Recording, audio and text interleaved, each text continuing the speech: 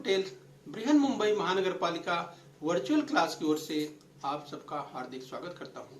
बच्चों, वैश्विक महामारी के चलते इस वर्ष पठन पाठन का कार्यक्रम प्रभावित हो रहा है। ऐसे में हमारी बृहन मुंबई महानगर पालिका ने प्रत्येक विद्यार्थी तक ऑनलाइन शिक्षण पहुंचाने की व्यवस्था की है।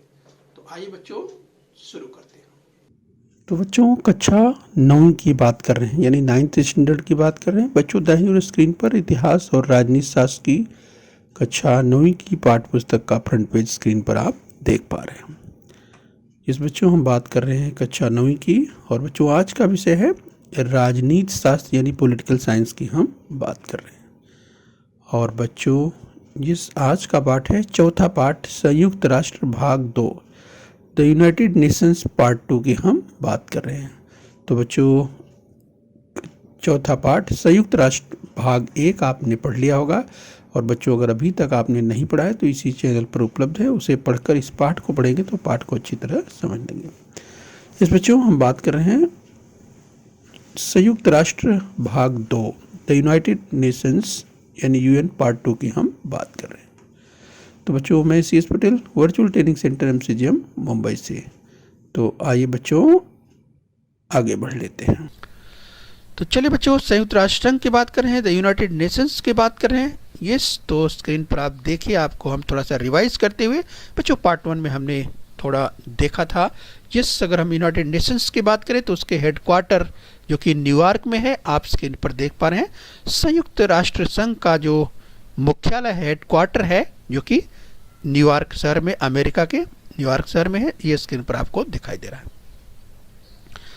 तो बच्चों हम संयुक्त राष्ट्र संघ की बात कर रहे हैं, द यूनाइटेड नेशंस की बात कर रहे हैं। तो चलिए बच्चों उसकी ये बिल्डिंग है, तो देख सकते हैं खूबसूरत इमारत, और बच्चों आप देख सकते हैं बिल्कुल आधुनिक तकनीक से बनी हुई यस जो संयुक्त राष्ट्र संघ की बिल्डिंग है, हेडक्वार्टर है अमेरिका के यस बच्चों न्यूयॉर्क शहर में है, स्क्रीन पर आप देख पा रहे हैं। तो चलिए बच्चों हम आपको और कुछ व्यू दिखाते हैं संयुक्त राष्ट्र संघ के हेडक्वार्टर की। तो देखिए एक सुंदर व्यू आपको दिखाई दे रहा है। इस बच्चों USA यानी यूनाइटेड स्टेट्स ऑफ अमेरिका की बात करें बच्चों, यस तो अमेरिका के खूबसूरत शहर न्यूयॉर्क में ये यूनाइटेड नेशंस का हेडक्वार्टर आपको दिखाई दे रहा है। यस बच्चों, तो चलिए आगे हम बढ़ेंगे इसी संदर्भ में। संयुक्त राष्ट्र संघ की बात करें बच्चों, उसका लोगो स्क्रीन पर आपको दिखाई दे रहा है, यूनाइटेड नेशंस आप देख पा रहे हैं। तो चलिए बच्चों आइए इसी क्रम में और आगे बढ़ेंगे। बच्चों संयुक्त राष्ट्र संघ की पार्श्वभूमि थोड़ा सा हम आपको रिवाइज करते हुए आगे ले चलेंगे। द यूनाइटेड नेशंस बैकग्राउंड की अगर बात करें बच्चों, जैसा कि हमने इसके पहले चर्चा की थी, ये बच्चों संयुक्त राष्ट्र संघ की स्थापना के संदर्भ में हमने चर्चा की थी बच्चों। 24 अक्टूबर 1945 द्वितीय विश्व युद्ध के बाद 51 देशों के साथ शुरू हुआ संयुक्त राष्ट्र संघ। यस बच्चों, तो इस तरह से संयुक्त राष्ट्र की अगर बात करें बच्चों, संयुक्त राष्ट्र की स्थापना के संदर्भ में जिस हम इसकी चर्चा कर रहे हैं। संयुक्त राष्ट्र संघ का लोगो स्क्रीन पर आप देख पा रहे हैं बच्चों। यस, इसके मुख्य उद्देश्य की बात करें, the objectives of the United Nations, आपको फिर से याद दिलाएं हम, अंतर्राष्ट्रीय शांति और सुरक्षा इसके प्रमुख उद्देश्यों में से एक, विभिन्न राष्ट्रों में मित्रतापूर्ण संबंध बने रहें, अंतर्राष्ट्रीय समस्याओं का हल शांतिपूर्ण ढंग से निकालना, मानवाधिकार एवं स्वतंत्रता का संरक्षण, इस तरह का जो संयुक्त राष्ट्र संघ का उद्देश्य, यानी बच्चों the objectives of the United Nations, right. तो चलिए बच्चों इस क्रम में हम आपको और याद दिलाएं संयुक्त राष्ट्र संघ के उद्देश्यों की अगर बात करें, the objectives of the United Nations की, तो उसी संदर्भ में हम थोड़ी चर्चा और कर लेते हैं। एक अंतर्राष्ट्रीय संगठन, इस बच्चों अंतर्राष्ट्रीय समस्याओं को हल करने का एक मंच, सभी राष्ट्रों को समान स्थान प्राप्त, और जिस बच्चों सदस्य की अगर संख्या की बात करें, सदस्य राष्ट्रों की संख्या 193 193। तो बच्चों इसका मुख्यालय जो हेडक्वार्टर स्क्रीन पर आप देख पा रहे हैं न्यूयॉर्क शहर में, ये अमेरिका के। बच्चों यहाँ पर आपको हम थोड़ा सा रिवाइज करते हुए चलें कि जब हम संयुक्त राष्ट्र संघ की बात करते हैं, राइट बच्चों, तो जैसा कि आप जानते हैं बच्चों, जो अब तक 2 विश्व युद्ध लड़े जा चुके हैं, 1914 और से लेकर 1918 तक, जब पहला विश्व युद्ध समाप्त हुआ बच्चों 1918 में, तो आगे युद्ध न हो ऐसी स्थिति टालने के लिए लीग ऑफ नेशंस की स्थापना की गई, जिसे राष्ट्र संघ कहते हैं। तो बच्चों कई विद्यार्थी कभी गलतफहमी में पड़ जाते हैं कि राष्ट्र संघ और संयुक्त राष्ट्र संघ एक ही समझ लेते हैं। बिल्कुल नहीं बच्चों, दोनों अलग अलग हैं। जिस राष्ट्र संघ की हम बात कर रहे हैं जिसे लीग ऑफ नेशंस कहते हैं, और बच्चों उसकी स्थापना पहले विश्व युद्ध समाप्ति के बाद हुई थी, जो कि शुरुआत में ठीक ठाक रहा, लेकिन बच्चों आगे चल करके वो फेल हो गया। यानी लीग ऑफ नेशंस समाप्त हुआ, इसके बाद बच्चों दूसरा विश्व युद्ध शुरू हुआ 1939 में, और चला था 1945। जापान ने जो तहस नहस किया था, अमेरिका ने तहस नहस किया था जापान के हिरोशिमा और नागासाकी 1945 6 अगस्त और 9 अगस्त को। तो बच्चों उसके बाद ही जो है ये जब द्वितीय विश्व युद्ध समाप्त हुआ, तब जो है महसूस होने लगा कि एक मजबूत संगठन बनाया जाए, वैश्विक संगठन। और बच्चों इसी के साथ 24 अक्टूबर 1945 को संयुक्त राष्ट्र संघ स्थापित किया गया। यस बच्चों, तो ये आपको ध्यान रखना है। तो चलिए हम संयुक्त राष्ट्र संघ की बात कर रहे हैं। यस बच्चों, अब हम आपको थोड़ा सा रिवाइज करें इसके स्ट्रक्चर की, तो एक बार और हम यहाँ पर देख लेते हैं बच्चों। संयुक्त राष्ट्र संघ का जो स्ट्रक्चर है उस तरह से है। इसमें जनरल असेंबली है यानी आम सभा, सुरक्षा परिषद है सिक्योरिटी काउंसिल, आर्थिक एवं सामाजिक परिषद है इकोनॉमिक एंड सोशल काउंसिल, और बच्चों विश्वस्त मंडल है ट्रस्टीशिप काउंसिल, और अंतर्राष्ट्रीय न्यायालय है इंटरनेशनल कोर्ट ऑफ जस्टिस, और सचिवालय है बच्चों जिसे सेक्रेटरिएट कहते हैं। तो इस तरह से यहाँ पर देख सकते हैं 6 अगर अंगों की बात करें, 6 अंगों की 6 पार्ट्स की 6 भागों की बात करें, राइट। जिसमें बच्चों हमने पार्ट 1 में जब हमने अध्ययन किया था तो हमने जनरल असेंबली, आम सभा, सुरक्षा परिषद के बारे में विस्तार से चर्चा की। तो बच्चों आज उसी क्रम में हम लोग और आगे बढ़ने वाले हैं। तो चलिए बच्चों उसी क्रम में हम और आगे बढ़ेंगे, और आज हम बढ़ेंगे आर्थिक तथा सामाजिक परिषद यानी इकोनॉमिक एंड सोशल काउंसिल की बात करने वाले हैं, राइट बच्चों। तो चलिए आर्थिक तथा सामाजिक काउंसिल की बात करें बच्चों, तो संयुक्त राष्ट्र की आर्थिक और सामाजिक नीतियों में समन्वय बनाए रखना इस परिषद का मुख्य उद्देश्य है। इस परिषद में कुल 54 सदस्य होते हैं। आम सभा इनका चयन करती है। प्रत्येक सदस्य का कार्यकाल 3 वर्षों का होता है तथा प्रतिवर्ष 1/3 सदस्य नए सिरे से चुने जाते हैं। परिषद में बहुमत से निर्णय लिए जाते हैं, राइट। तो बच्चों हम बात कर रहे हैं आर्थिक तथा सामाजिक परिषद की। यस, तो स्क्रीन पर आप यूएनओ का हेडक्वार्टर देख पा रहे हैं। इकोनॉमिक एंड सोशल काउंसिल की बात कर रहे हैं।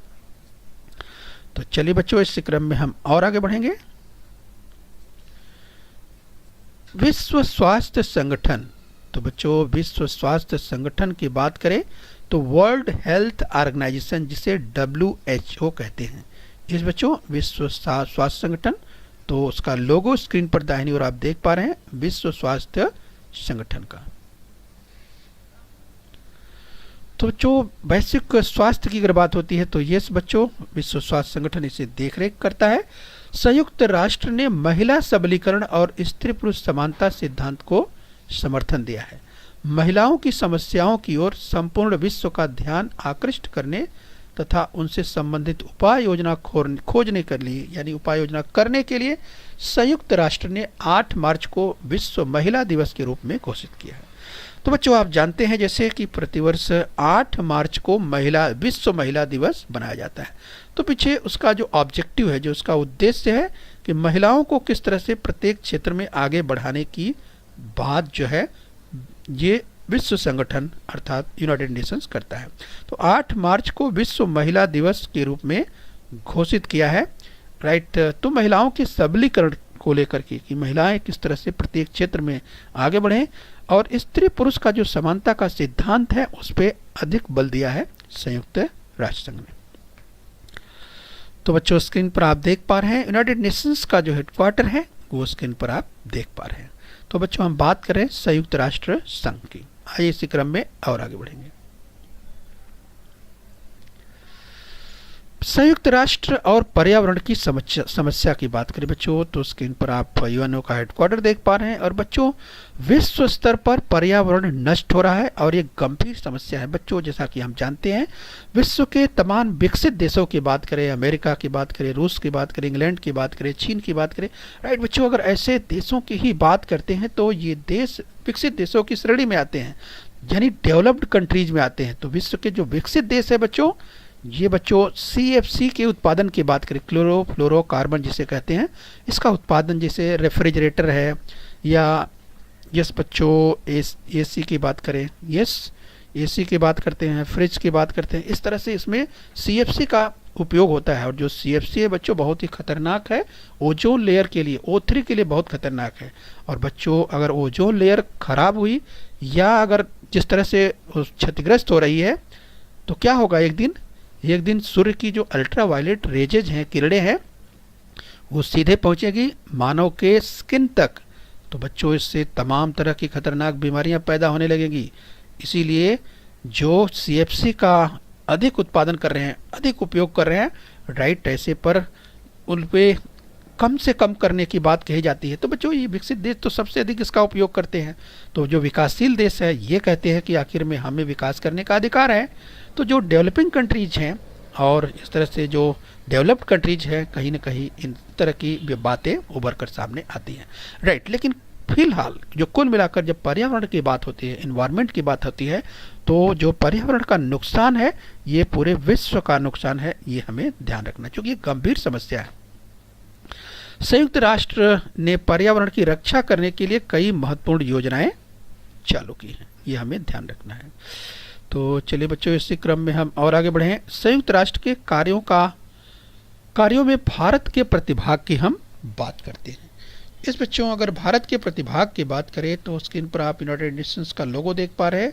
इस बच्चों, भारत संयुक्त राष्ट्र का संस्थापक सदस्य है।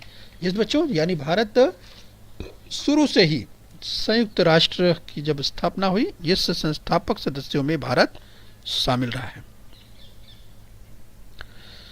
तो बच्चों, आर्थिक संपन्नता, समृद्धि और विकास की गति हेतु स्थिरता व शांति आवश्यक है। यानी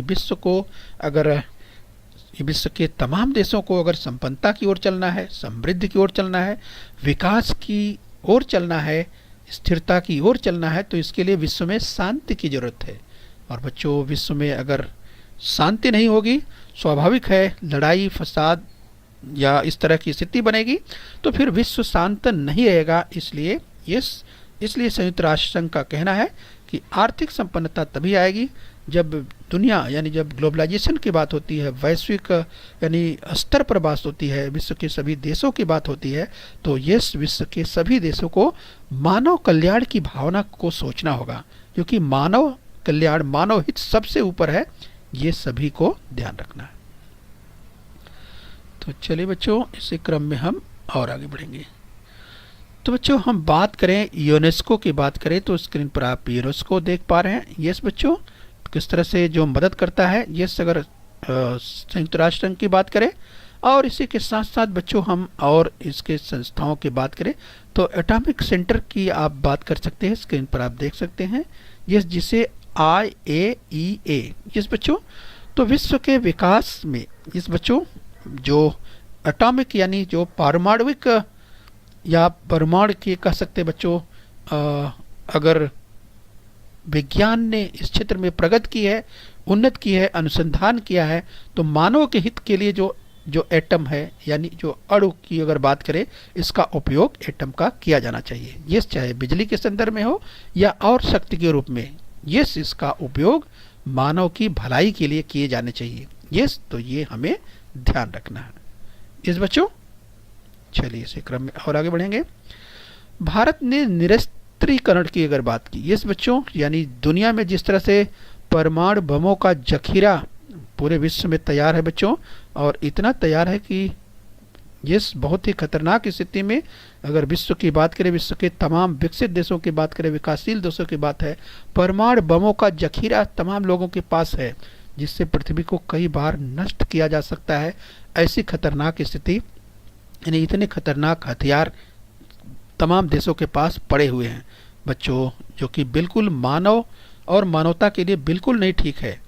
तो इसलिए भारत हमेशा निशस्त्रीकरण की बात करता है, यानी दुनिया से ये यानी शस्त्रों का उपयोग, और ख़ास करके जो खतरनाक जो शस्त्र हैं, इस बच्चों चाहे परमाणु हथियारों की बात करें, ये न्यूक्लियर वेपन्स की हम जो बात करते हैं, या बच्चों जो और भी अगर हथियारों की बात करें जैसे प्लूटोनियम है या जैविक हथियारों की बात करते हैं, या बच्चों जो अगर आज के संदर्भ की बात करें बच्चों, जैसा कि आप बच्चों देख रहे हैं जो वायरस के हमले, जैसे बच्चों कोरोना वायरस की ही बात करें आज के संदर्भ में, तो देखिए कितनी स्थिति विकट बनी हुई है।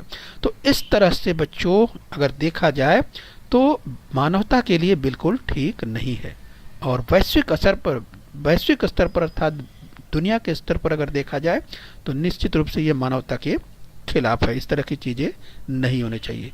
इस परमाणु युद्ध की अगर बात करें बच्चों, विश्व के सम्मुख सबसे बड़ा खतरा है, और इसलिए भारत सैद्धांतिक रूप से परमाणुविक अस्त्रों का विरोध करता रहा।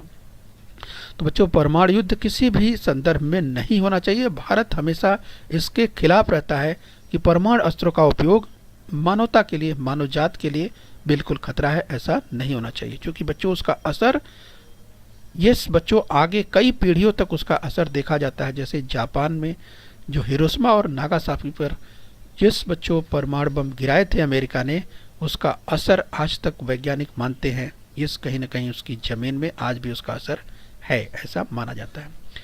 तो चलिए बच्चों, इसी क्रम में हम बात कर रहे हैं संयुक्त राष्ट्र की आम सभा का एक दृश्य स्क्रीन पर आप देख पा रहे हैं।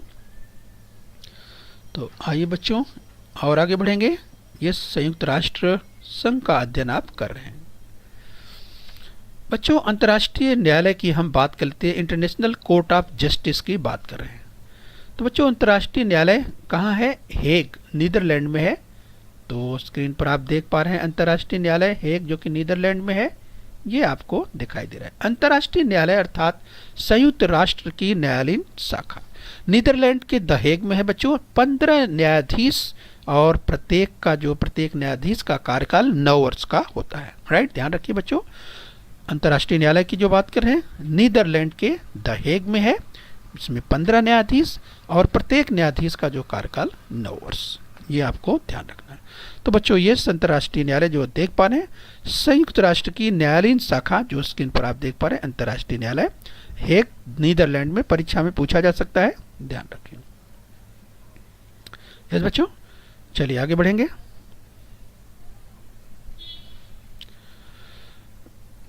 बच्चों अंतर्राष्ट्रीय न्यायालय की जो हम बात कर रहे हैं, इंटरनेशनल कोर्ट ऑफ जस्टिस की बात कर रहे हैं। ये बच्चों अगर इसके फंक्शंस की बात करें तो ये संयुक्त राष्ट्र के सदस्य देशों में 2 या अधिक राष्ट्रों के आपसी विवाद मिटाने का कार्य संयुक्त राष्ट्र न्यायालय करता है।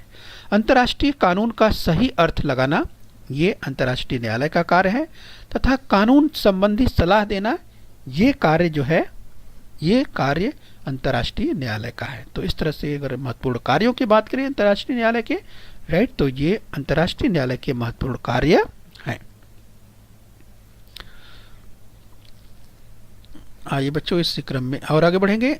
न्यासी मंडल की बात करें, द ट्रस्टीशिप काउंसिल की बात करें, तो बच्चों दूसरे विश्व युद्ध के बाद अविकसित देशों की मदद हेतु बनाया गया ये न्यासी मंडल।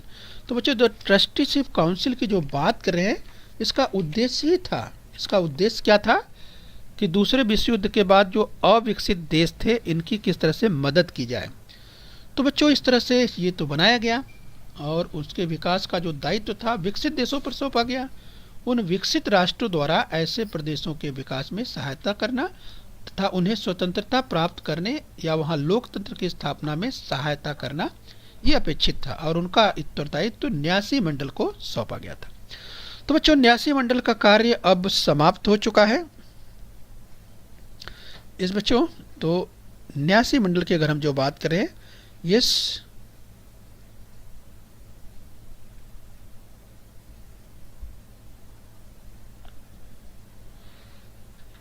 न्यासी मंडल की जो हम बात करें कि न्यासी मंडल का कार्य अब समाप्त हो गया है।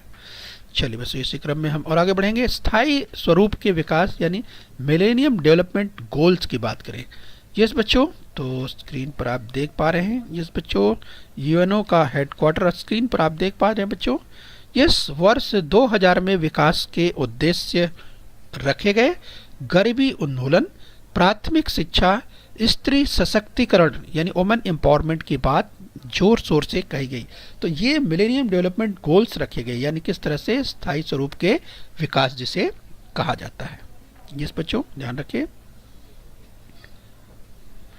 संयुक्त राष्ट्र और शांति रक्षा की बात की, United Nations and preservation of peace, संयुक्त राष्ट्र और शांति रक्षा की बात करें। इस बच्चों स्क्रीन पर आप देख पा रहे हैं यूनाइटेड नेशंस और, तो बच्चों संयुक्त राष्ट्र का उद्देश्य अंतर्राष्ट्रीय संघर्ष को शांतिपूर्ण मार्ग से हल करना है।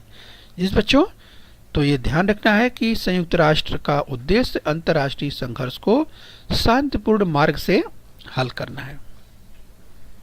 इस उद्देश्य को साध्य करने के लिए कौन से मार्ग अपनाए जाएं, यह संयुक्त राष्ट्र की सनद में कहा गया है।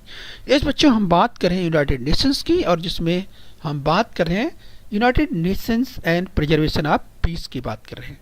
तो इस उद्देश्य को साध्य करने के लिए कौन सा मार्ग अपनाया जाए, यह संयुक्त राष्ट्र की सनद में कहा गया है। आइए बच्चों इसी क्रम में और आगे बढ़ें। संयुक्त राष्ट्र की शांति रक्षा की, यूनाइटेड नेशंस पीस कीपिंग की बात करें बच्चों, तो इस संदर्भ में संघर्षग्रस्त प्रदेशों में स्थायी रूप में शांति निर्माण हो, इसके लिए पोषक स्थिति निर्माण करने का काम इस उपक्रम द्वारा किया जाता है। तो संयुक्त राष्ट्र की शांति रक्षा, यूनाइटेड नेशंस पीस कीपिंग का ये महत्वपूर्ण उद्देश्य है कि ये संघर्षग्रस्त प्रदेशों में स्थायी रूप में शांति निर्माण हो, इसके लिए पोषक परिस्थिति का निर्माण करने का कार्य इस उपक्रम द्वारा किया जाता है। इस बच्चों ध्यान रखिए, यूनाइटेड नेशंस पीस कीपिंग, संयुक्त राष्ट्र की शांति रक्षा। आइए बच्चों और आगे चलेंगे। संयुक्त राष्ट्र और भारत की बात कर लेते हैं। The United Nations and India, तो बच्चों अगर हम भारत की बात करें और संयुक्त राष्ट्र संघ की बात करें, तो बच्चों संयुक्त राष्ट्र की स्थापना से पूर्व जो विविध परिषदें हुई थी उनमें भारत सहभागी हुआ था।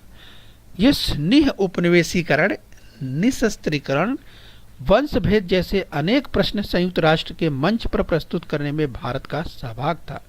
संयुक्त राष्ट्र में वर्ष 1946 में वर्ण द्वेष की समस्या प्रस्तुत करने वाला भारत पहला देश था। इस बच्चों ध्यान रखिए, हम बात कर रहे हैं संयुक्त राष्ट्र और भारत यानी the United Nations and India. आइए बच्चों इसी क्रम में और आगे बढ़ते हैं। संयुक्त राष्ट्र और भारत की हम बात करें, the United Nations and India.